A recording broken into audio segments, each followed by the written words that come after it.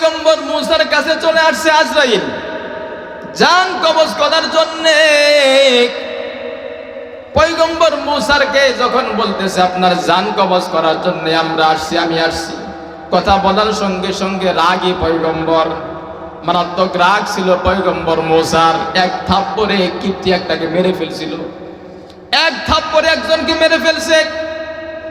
একজন পয়গম্বরকে আল্লাহ রাব্বুল আলামিন 40 জন টকবগে যুবকের শক্তি দান করেছে। তাহলে চিন্তা করেন একজন পয়গম্বরের শরীরের ভিতরে কেমন শক্তি।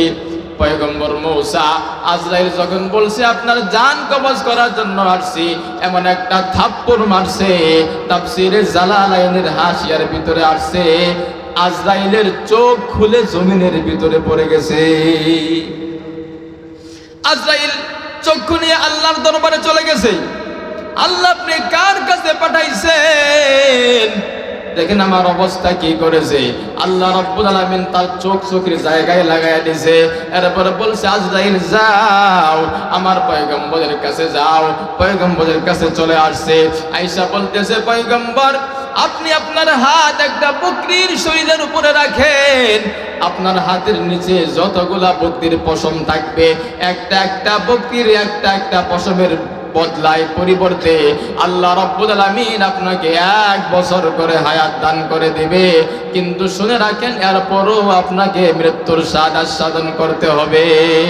পয়গম্বর মূসা বলে হাজার হাজার বছর জীবিত থাকার পরও যেহেতু আমাকে মৃত্যুর স্বাদ আস্বাদন করতে হবে, সুতরাং দুনিয়াতে থাকতে চাই না, এই মুহূর্তে তুমি আমার জান কবজ করে নিয়ে যাও।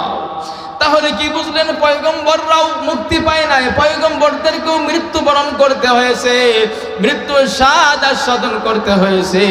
এখান থেকে বোঝা যায় মরণ থেকে পালাবার কোনো সুযোগ নাই। মরণ থেকে যতই পালাও মরণ তোমায় নিবে ঘিরি, যদিও সুদূর আকাশ পানে পালাও সাথাই লাগিয়ে সিঁড়ি। মরণ থেকে যতই পালাও মরণ তোমায় নিবে ঘিরি, যদিও সুদূর আকাশ পানে পালাও সাথাই লাগিয়ে সিঁড়ি। নদী পথে নৌকা চালাও হে মাঝি ভাই, বেলা ডুবার আগে আমি ওপার পৌঁছতে চাই। ডুবে গেলে বেলা যে আর ওঠে না, ভেঙে গেলে মেলা যে আর জমে না। নদীর কুল করে ও কুল ভাঙে, এ তো নদীর খেলা। সকাল বেলার ধনী রে তুই ফকির সন্ধ্যা বেলা, ঠিক না বেঠিক? তাহলে বুঝতে পারলাম আমি ধনী হই গরিব হই, টাকাওয়ালা হই বাড়িওয়ালা হই গাড়িওয়ালা হই, দুনিয়ার ভিতরে কত টাকাওয়ালা কত পয়সাওয়ালা কত ক্ষমতাওয়ালা কত বাড়িওয়ালা কত গাড়িওয়ালা, ক্ষমতার অভাব নাই, টাকার অভাব নাই, বাড়ি গাড়ির অভাব নাই। কিন্তু আজকে কই যতই ক্ষমতার দাপট দেখাও না কেন দুনিয়ার ভিতরে কেউ থাকতে পারে নাই।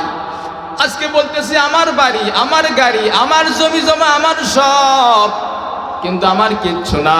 কালের পরিবর্তনে যুগের পরিবর্তনে আমার জমির মালিক আরেকজন হয়ে যাবে। আজকে আমি যেই জমির মালিক, আমার আগে আরেকজন সেই জমির মালিক ছিল, তার আগে আরেকজন সেই জমির মালিক ছিল, আমার পরে আরেকজন মালিক হয়ে যাবে, তারপর আরেকজন মালিক হয়ে যাবে। সুতরাং আমার আমার বলতে দুনিয়ার ভিতরে কিচ্ছু নাই, ঠিক না বেঠিক? এই জন্যে ক্ষমতার পাওয়ারে মানুষ কত কিছু করে, মানুষের উপরে জুলুমের নির্যাতনের স্টিম রোলার পর্যন্ত চালায়। কিন্তু ক্ষমতা কারো চিরস্থায়ী না, ক্ষমতা হাতছাড়া হয়ে যায়। আল্লাহ রাব্বুল আলামিন বারবার বিভিন্ন দলের লোকদেরকে ক্ষমতাচ্যুত করে ক্ষমতা থেকে নামিয়ে দিয়ে এইটাই বুঝাই দিয়েছেন দুনিয়ার কেউ ক্ষমতার মালিক না, ক্ষমতার মালিক একমাত্র। জোরে বলেন কে? আরেকটু জোরে বলেন ক্ষমতার মালিক কে? দুনিয়ার কেউ ক্ষমতার মালিক না। ক্ষমতা পাইলে মানুষের উপর জুলুম করা যাবে না, অত্যাচার করা যাবে না। আমার ক্ষমতা আছে, আয়না ঘর বানাইলাম, নিরপরাধ মানুষদেরকে সেখানে নিয়ে পঙ্গু বানাইয়া দিলাম, নিরপরাধ আলেমদেরকে সেখানে ভরে একদম পঙ্গু বানায়া দিলাম, মানুষের উপর জুলুম করলাম, অত্যাচার করলাম। না না না, ক্ষমতা বসাইছে আল্লাহ, ক্ষমতা ওই বসানোর মালিক আল্লাহ, ক্ষমতা থেকে নামানোর মালিক আল্লাহ। এই জন্য নিয়ামতের শুকরিয়া আদায় করতে হবে, ইনসাফ কায়েম করতে হবে, মানুষের উপর জুলুম করা যাবে না। কারণ জুলুম করলে যে আল্লাহ ক্ষমতা বসাইছে আল্লাহ ধরে না, ধরে না। আল্লাহ যখন ধরবে তখন ইজ্জত সম্মান বলতে কিচ্ছু থাকে না, ঠিক না বেঠিক? এই জন্য আল্লাহ রাব্বুল আলামিন 3 নম্বর পারার 12 নম্বর পৃষ্ঠা, সূরার নাম সূরাতুল আলে ইমরান, এই সূরার 26 নম্বর আয়াতের ভিতরে আল্লাহ বলেন, কুলিল্লাহুম্মা মালিকাল মুলকি তুতিল মুলকা মান তাশা ওয়া তানজিউল মুলকা মিম্মান তাশা ওয়া তুইজ্জু মান তাশা ওয়া তুযিল্লু মান তাশা বিয়াদিকাল খায়র ইন্নাকা আলা কুল্লি শাইইন কাদির। আল্লাহ বলেন, কুল, আপনি নবী আপনি বলে দিন, আল্লাহুম্মা মালিকাল মুলক, হায় আল্লাহ আপনি ক্ষমতার মালিক, তুতিল মুলকা মান তাশা, আপনি যাকে চান ক্ষমতা দান করেন, ওয়া তানজিউল মুলকা মিম্মান তাশা, আপনি যাকে চান তার থেকে ক্ষমতা ছিনাইয়া নেন, ওয়া তুইজ্জু মান তাশা, আপনি যাকে চান তাকে সম্মান ইজ্জত মর্যাদা দান করেন, ওয়া তুযিল্লু মান তাশা, যাকে চান তাকে বেইজ্জতি করেন, লাঞ্ছিত করেন। বিয়াদিকাল খায়র, ক্ষমতা আপনার হাতেই। ইন্নাল্লাহা আলা কুল্লি শাইইন কাদির, নিশ্চয় আল্লাহ তাআলা সব কিছুর উপরে ক্ষমতাবান। কথা কোন ঠিক না বেঠিক? কাদেরে কুদরতদারি হর জায়গায় কোনি, কাদেরে কুদরতদারি হর জায়গায় কোনি, জিন্দারা মুর্দা কুনি ও মুর্দারা বেজা কুনি, কাদেরে কুদরতদারি বরকামাল, কাদেরে কুদরতদারি বরকামাল, আনতা রব্বি আনতা হাসবি যুল জালাল। ওই যে ক্ষমতার মালিক ছিল সাদ্দাত, ক্ষমতা পেয়ে অহংকারী হয়ে গেছে, ক্ষমতার দাপটে বলে মানুষ মারা গেলে আল্লাহ নাকি জান্নাত দেয়, জান্নাত বানাইছে। আমি নিজেই দুনিয়ার ভিতরে একটা জান্নাত বানাইলাম, জোরে কর নাউজুবিল্লাহ। ক্ষমতার দাপটে দুনিয়ার ভিতরে জান্নাত বানিয়ে ফেলছে। এবং কি এক মন্ত্রী বলতেছে, ও বাদশাহ, আল্লাহর জান্নাতের ভিতরে হুর আছে, গেলমান আছে। সাদ্দাত বলে, হুর কি, গেলমান কি? লোকেরা বলতেছে, হুর হলো সুন্দরী সুন্দরী রূপসী বউ, রূপসী মহিলা, জান্নাতি মেয়ে আল্লাহ জান্নাতি পুরুষদেরকে দান করবে। গেলমান হলো সুন্দর সুন্দর যুবক, যারা খাদেম হিসেবে থাকবে। সাদ্দাত বলে, আমার জান্নাতের ভিতরে হুর লাগবে, গেলমান লাগবে। চিন্তা করেন, আল্লাহর জান্নাতের হুর আর সাদ্দাতের দুনিয়ার হুর এক হতে পারে? কোশ্চেন কালেও এক হতে পারে? দুনিয়ার মহিলা যদি বিশ্ব সুন্দরী হয়, চোখের ভিতরে ময়লা, কানের ভিতরে ময়লা, নাকের ভিতরে ময়লা, 1-2 দিন ব্রাশ না করলে দাঁতের গন্ধে, মুখের গন্ধে কাছে যাওয়া যায় না, ঠিক না বেঠিক? পেটের ভিতরে ময়লা, প্রস্রাব পায়খানার ট্যাঙ্কি পেটের ভিতরে দুনিয়ার সুন্দরী মহিলার।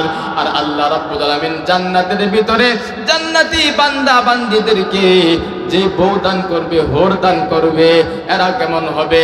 সূরা বাকারায় আল্লাহ রাব্বুল আলামিন বলেন, ওয়ালাহুম ফিহা আজওয়াজুম মুতাহহারা, জান্নাতি পুরুষদের জন্য জান্নাতের ভিতরে পবিত্রা স্ত্রী থাকবে, কানের ভিতরে ময়লা থাকবে না, চোখের ভিতরে ময়লা থাকবে না, নাকের ভিতরে ময়লা থাকবে না, মুখের ভিতরে দুর্গন্ধ নাই, পেটের ভিতরে প্রস্রাব পায়খানা নাই।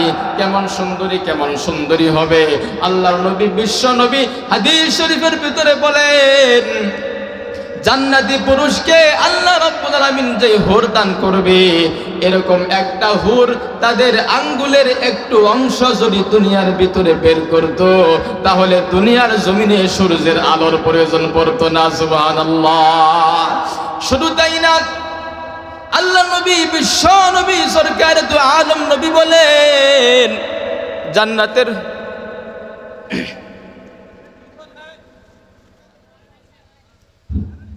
আল্লাহর নবী, বিশ্ব নবী, সরকার দু আলম নবী বলেন, জান্নাতি বান্দাদেরকে যে হুর জান্নাতের ভিতরে দেওয়া হবে, একজন হুর যদি তাদের মুখের লালা থুতু দুনিয়ার জমিনের ভিতরে নিক্ষেপ করত, দুনিয়ার সাগরের ভিতরে পানির ভিতরে নিক্ষেপ করত, দুনিয়ার সাগর, সমুদ্র, নদ নদী, খাল বিল যা কিছু আছে সবগুলার পানি মধুর চেয়েও মিষ্টি হয়ে যাইত। সুবহানাল্লাহ।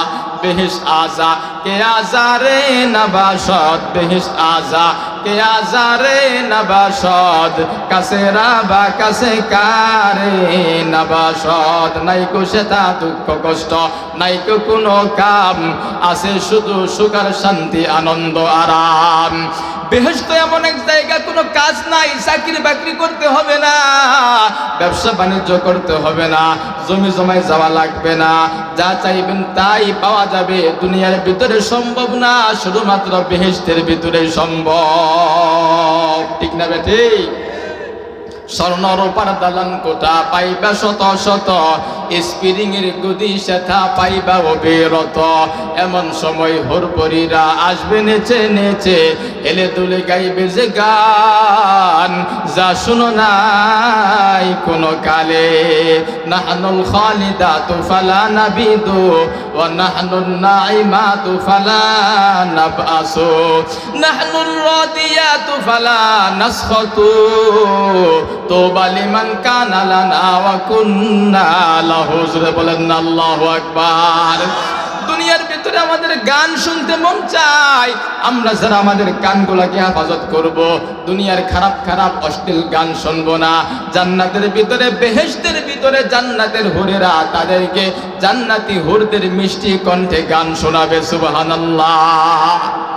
এ মুসলমান, একজন জান্নাতীকে কি পরিমাণ নিয়ামত দিবে। জান্নাতি বান্দা যখন জান্নাতের ভিতরে ঢুকতে যাবে, এত সুন্দর গেট, এত সুন্দরভাবে সাজানো বান্দা জীবনে কোনোদিন দেখে নাই। 70 জন হুর সুন্দরী রূপসী গেটের ভিতরে দাঁড়ানো, বান্দাকে স্বাগতম জানানোর জন্য, অভ্যর্থনা জানানোর জন্য। বান্দা মনে করবে এরা মনে হয় আমার স্ত্রী। 70 জন হুর যে দেওয়ার কথা, এদেরকে মনে হয় আল্লাহ দিছে। কিন্তু এরা বলবে না না না, আমরা তোমার জন্য না, সামনে অগ্রসর হও। বান্দা সামনের দিকে অগ্রসর হতে থাকবে। চলতে চলতে আরেকটা গেট বের হবে, আগের গেটের চেয়েও বড় সুন্দর। সেখানেও 70 জন রূপসী জান্নাতি হুর, আগের গুদার চেয়েও সুন্দর। বান্দা মনে করবে এরা মনে হয় আমার বউ হবে। এরা বলবে না না না, আমরা তোমার জন্য না, সামনে অগ্রসর হও। বান্দা আরেক গেটে চলে যাবে, সেখানে দেখবে আরো সুন্দর গেট, আরো সুন্দরী সুন্দরী রমণী। তারাও বলবে আমরা তোমাদের জন্য না, সামনে অগ্রসর হও।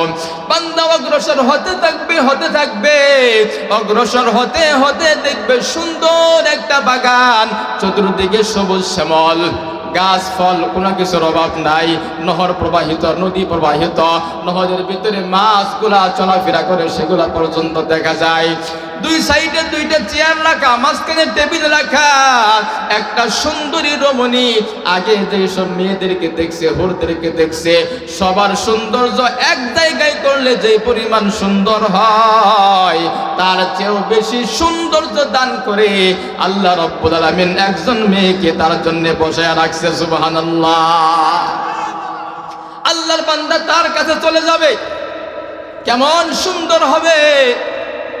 হাদিস শরীফের ভিতরে আসছে, জান্নাতি হুরদেরকে, নারীদেরকে 70 জোড়া রেশমি কাপড় পরিধান করানো হবে।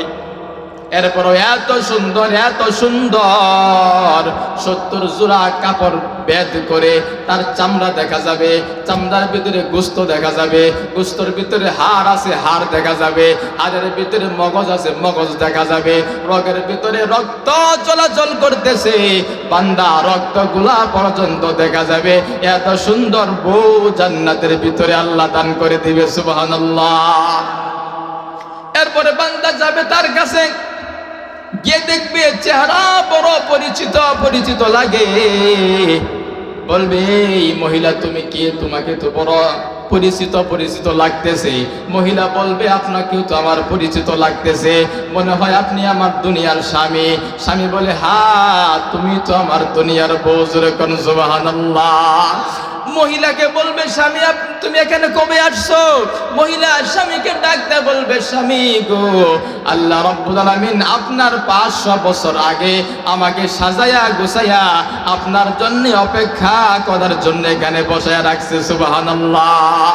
আলহামদুলিমান কদ্দারা খায়রা ওয়া খাবালা ওয়া শুকরু লিমান সাওয়ারা হুসনা ওয়া জামালা লা জিদ্দা ওয়ালা নিদ্দা ওয়ালা হাদ্দা লি মাওলা আল-আনা কামা কানা ওয়া লাম ইয়ালকা জাওয়ালা লা ক্বাবলা ওয়ালা বা'দা ওয়ালা ওয়াক্তা জামালা লা আতিবা ওয়ালা মানিআ লিল্লাহি তাআলা লা তুশরিক বিল্লাহি ওয়ালা রাব্বা সিওয়াহু লা ওয়ালিদা ওয়ালা ওয়ালাদা ওয়ালা উম্মা লা খালা। জোরে বলেন না আল্লাহু আকবার। আজকে দুনিয়ার মহিলারা একটা প্রশ্ন করে, জান্নাতে একজন মানুষকে 70 জন হুর আল্লাহ দান করবে, তো আমাদেরকে কি দান করবে? হ্যাঁ, প্রশ্ন করে না?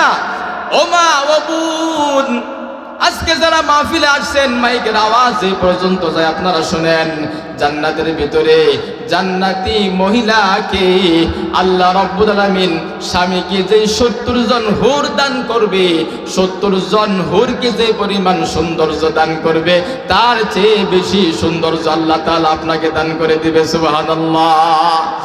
শুধু তাই না, এক্সাম্পল দিলে ভালো বুঝবেন।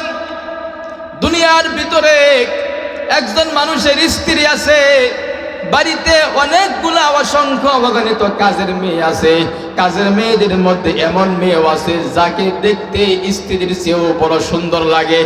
কাজের মেয়ে যতই সুন্দরী হোক না কেন, কাজের মেয়ে কি মালিকের বিছনায় যাইতে পারবে নি? মালিকের বিছানায় যাওয়ার সুযোগ। স্ত্রীর যে ক্ষমতা, স্ত্রীর যে পাওয়ার, কাজের মেয়ে সেই পাওয়ার পাবে না। ঠিক তেমনি ভাবে জান্নাতের ভিতরে আপনি যদি জান্নাতি হন, আপনার বিবিকে, আপনার স্বামীকে আল্লাহ রাব্বুল আলামিন যে 70 জন হুর দান করবে, 70 জন হুরের সরদারিনী আল্লাহ তাআলা দুনিয়ার বউকে বানায়া দিবে। সুবহানাল্লাহ। এই জন্য দুনিয়ার কোন বউ? যেই বউ আল্লাহর বিধান মানে, নবীর তরিকা মানে, আল্লাহর বিধান মানে, স্বামীর খেদমত করে, পর্দা করে, শরীয়ত মেনে নবীর তরিকায় চলে, যারা দুনিয়া থেকে বিদায় নেবে তাদেরকে এই মর্যাদা আল্লাহ তাআলা দান করবে।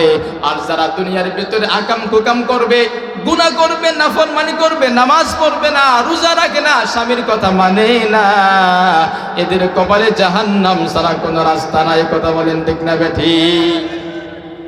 আজকে নারী যেখানে যাবেন সেখানে, রাস্তাঘাট, দোকানপাট, স্কুল, কলেজ, ভার্সিটি, মসজিদ, মাদ্রাসা পর্যন্ত বেপরদা নারীদের থেকে মুক্ত না। ঠিক না বেঠিক? যেখানে যাবেন সেখানেই। এবং কি মার্কেটে গেলে, দোকানে গেলে যদি মহিলা যায় আর পুরুষ যায়, আমরা পুরুষদেরকে দোকানদাররা দামই দেয় না। হ্যাঁ, আমাদের বেলি নাই, তাদের সাথে কথা বলে মা, খালা, চাচি, আফা, ফুফু, কত ডাক, আন্টি, সোনার ডাক। হ্যাঁ, কেমন মহিলা? পর্দা ছাড়া এরা সমাজের ভিতরে চলাফেরা করে, রাস্তাঘাটে চলাফেরা করে। এই সকল মহিলার জন্য জান্নাত না। মা বোনদেরকে বলবো, যদি আপনি জান্নাত পেতে চান, হুরদের সরদারিনী যদি আপনি হতে চান, দুনিয়ার ভিতরে আমল করে যেতে হবে, পর্দা করে যেতে হবে। আল্লাহর নবী, বিশ্ব নবী হাদিস শরীফের ভিতরে বলেন, 2 শ্রেণীর লোক কেমন আছে? কওমুম মাহুম সিয়াতুন কাআজনাবিল বাকর ইয়াদরিবুনা বিহান নাস। 2 শ্রেণীর লোক কেমন আছে?